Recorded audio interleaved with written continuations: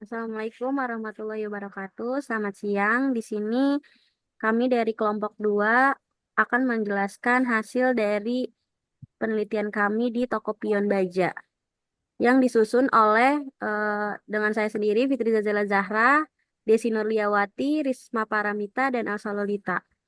Di sini ada profil bisnis dari toko usaha Pion Baja. Nama usahanya adalah Toko Pion Baja, pemiliknya Bapak AKH Suryanto.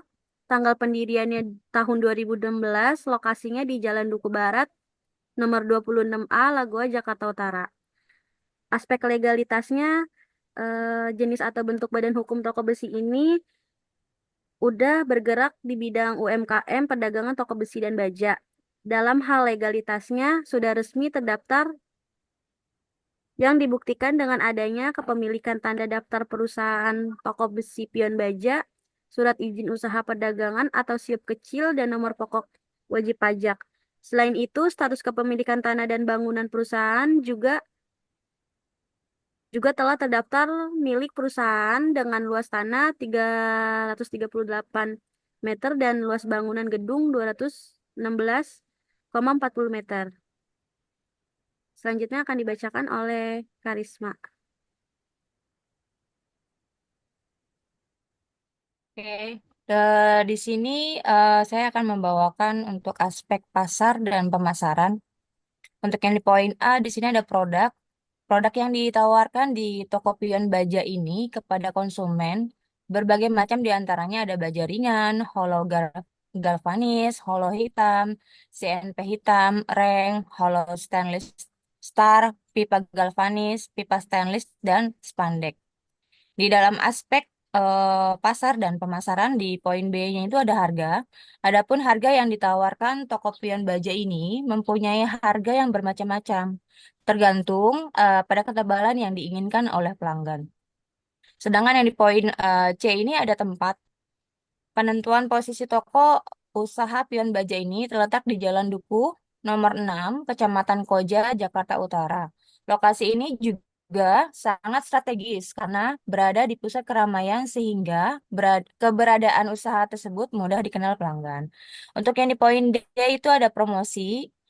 Toko pion baja ini melakukan strategi pemasaran berupa promosi secara berkembang dari waktu ke waktu, hanya bermodalkan dari mulut ke mulut dan media elektronik dengan cara mempromosikan besi melalui grup WhatsApp. Di sini juga masuk ke dalam aspek manajemen dan sumber daya alam.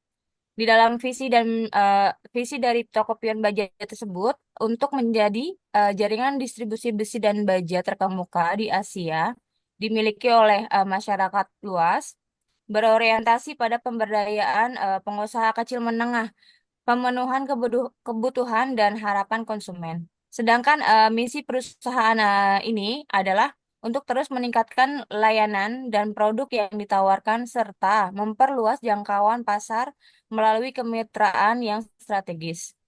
Dalam mewujudkan visi dan misi ini, Toko Pion Baja berupaya untuk menyusun tugas dan tanggung jawab masing-masing karyawan sesuai dengan keahlian melalui struktur organisasi yang telah disusun.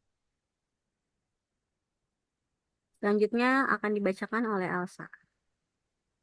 Oke, di sini terdapat aspek manajemen dan sumber daya manusia. Ini kalian bisa lihat sendiri di sini adalah struktur organisasi dari toko pion baja, yaitu pertama ada direktur utama, lalu kepala marketing, staf admin, kasir, warehouse, dan shipper. Ini terdapat job desk-nya, aspek manajemen dan sumber daya manusia. Pertama yaitu ada direktur utama, yaitu menentukan visi, misi, dan strategi perusahaan, lalu mengawasi keseluruhan operasional dan kinerja perusahaan. Selanjutnya ada kepala marketing, yaitu memonitor dan mengevaluasi efektivitas aktivitas pemasaran. Selanjutnya ada staff administration, yaitu mengelola administrasi kantor dan mendukung operasional sehari-hari. Lalu ada kasir, mengelola transaksi penjualan harian dan memproses pembayaran. Selanjutnya ada warehouse staff, yaitu mengelola dan mengatur stok barang di gudang, dan ada shipper, yaitu mengelola pengiriman barang dari gudang ke pelanggan atau lokasi tujuan. Selanjutnya ada aspek teknik dan teknologi. Toko Pion Baja memiliki teknik khusus dalam mengcustom ukuran besi sesuai pesanan pelanggan. Teknik ini memberikan keunggulan kompetitif karena memungkinkan toko untuk memenuhi kebutuhan spesifik pelanggan. Teknik dalam mengcustom ini didukung juga dari segi teknologi yang mereka miliki, yaitu menggunakan sebuah mesin bernama mesin gerinda. Mesin gerinda yang digunakan oleh toko pion baja dapat meningkatkan efisiensi proses custom sehingga memungkinkan toko untuk menyelesaikan pesanan dalam jumlah besar dengan waktu yang lebih singkat.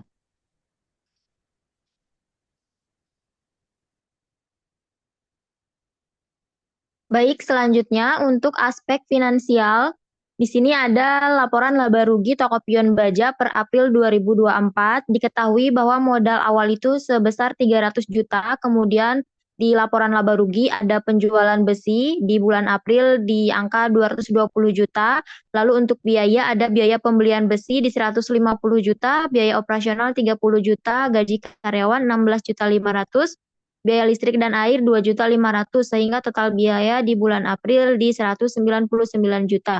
Setelah dilakukan perhitungan yaitu pendapatan 220 juta dikurangi biaya 199 juta, labanya sebesar 21 juta.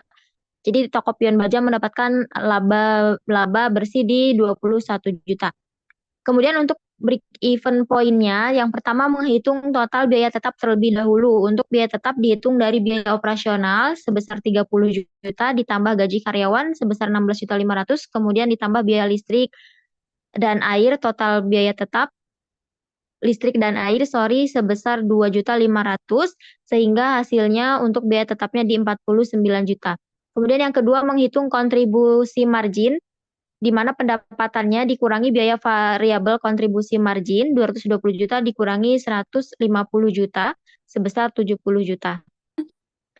Dan selanjutnya yang ketiga menghitung rasio kontribusi margin. Untuk rasio kontribusi margin dihitung dari kontribusi margin dibagi pendapatan rasio kontribusi margin. Dibagi pendapatan rasio 70 juta untuk kontribusi marginnya, kemudian dibagi 220 juta untuk pendapatannya sehingga hasilnya 0,3182 atau 31,82%. Dan yang keempat menghitung BEP dalam rupiah. Total biaya tetap dibagi rasio kontribusi margin. 49 juta dibagi 0,3182 hasilnya sebesar 153.966.007 rupiah.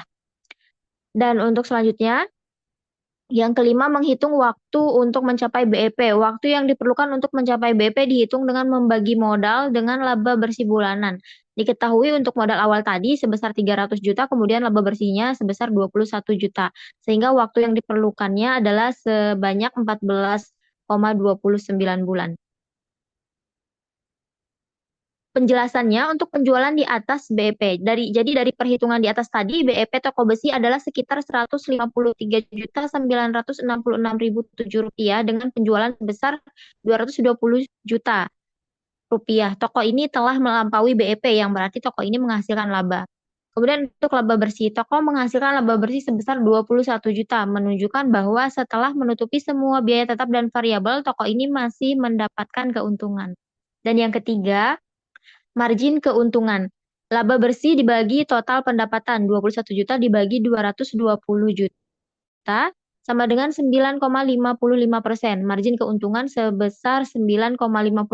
Ini cukup baik untuk bisnis retail seperti toko pion baja ini. Waktu untuk mencapai BEP. Perusahaan akan memerlukan sekitar 14,29 bulan atau sekitar 14 bulan dan 9 hari untuk mengembalikan modal sebesar 300 juta dengan asumsi bahwa pendapatan dan biaya bulanan tetap konstan seperti yang tertera dalam laporan. Dengan waktu sekitar 14 bulan, perusahaan diharapkan dapat mencapai titik impas dan mengembalikan seluruh modal yang telah diinvestasikan. Selanjutnya ini ada aspek lingkungan hidup. Toko pion baja hingga saat ini belum ada penolakan atau pertentangan dari masyarakat sekitar terkait dengan dampak bisnis terhadap lingkungan hidup. Hal ini disebabkan karena toko pion baja mampu mengantisipasi dampak yang mungkin ditimbulkan toko pion baja akibat proses pemotongan besi mereka. Jadi kesimpulannya, toko pion baja ini berkomitmen untuk menyediakan material besi dan baja berkualitas tinggi untuk kebutuhan konstruksi, dan industri. Mereka juga fokus pada kepuasan pelanggan dan terus berupaya untuk meningkatkan layanan dan produk yang ditawarkan. Dalam aspek-aspek yang dibahas, Tokopeon Baja telah memperhatikan legalitas, pasar dan pemasaran, manajemen dan sumber daya manusia, teknik dan teknologi, aspek ekonomi dan sosial, serta lingkungan hidup. Mereka juga telah menghitung break-even point dan melakukan analisis kelayakan usaha yang menunjukkan bahwa toko ini menghasilkan laba dan memiliki margin keuntungan yang baik. Sekian presentasi dari kelompok kami, kurang lebihnya mohon maaf. Terima kasih semuanya, selamat siang.